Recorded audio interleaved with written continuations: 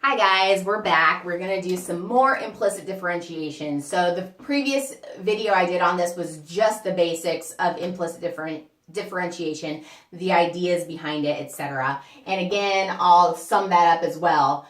The only difference with implicit differentiation than what you've done before is when you take the derivative of a y term, you have to tag on, I like to say dy dx. You can tag on y prime, but that can get blended in so easily. It looks so similar to y squared. So I always make it a dy dx. Tag on that derivative of y with respect to x. So when I took the derivative of 10y cubed, the power rule said 30y squared, but then I tagged on dy dx. That's implicit differentiation.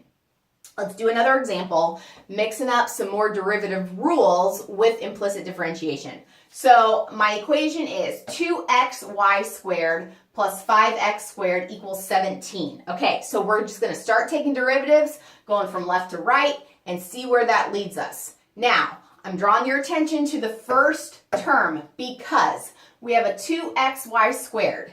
That is a product of two different things that have their own derivatives. The 2x and the y squared are multiplied together, correct? So you have to have a product rule in this situation.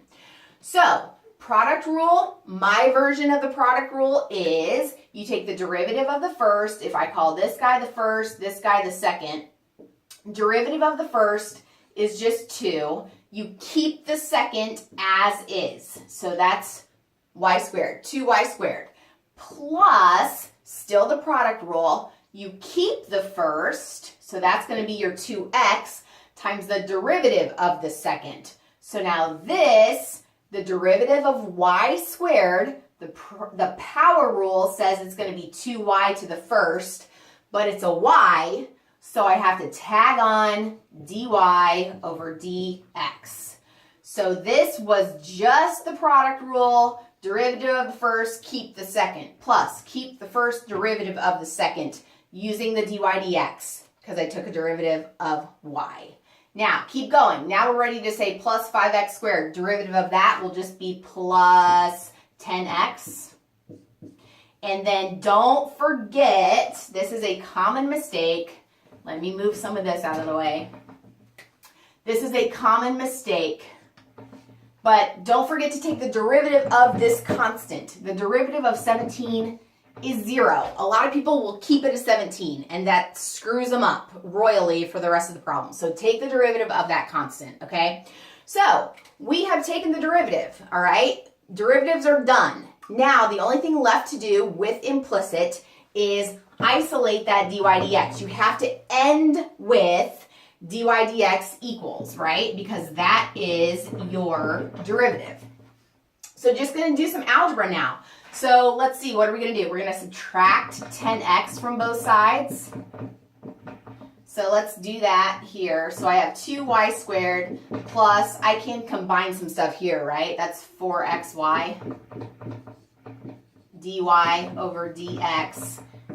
Subtracted the 10x, so that becomes minus 10x on the right-hand side. Subtract away the 2y squared also. Subtract 2y squared. So now I have a 4xy dy over dx equals negative 10x minus 2y squared. Now, the last thing to do is I got to get dy dx all by itself, so I'm going to divide by the 4xy on both sides. Get rid of that, and that's your answer. dy over dx equals negative 10x minus 2y squared all over 4xy. That is your derivative. Now, that's implicit differentiation. From here on out, they might just want this as your answer. They might want you to plug in a point. Well, what's the slope of the tangent line at the point 1, 1/2? Well, you plug in 1 for x and 1/2 for y, and that gives you the slope of the tangent line because the derivative is still the slope of the tangent line, correct? So keep that in mind. We're just learning new ways of finding that derivative right now. Implicit differentiation in a nutshell. Hopefully that helps. Keep coming back. We'll keep doing more and more complicated ones. Thank you.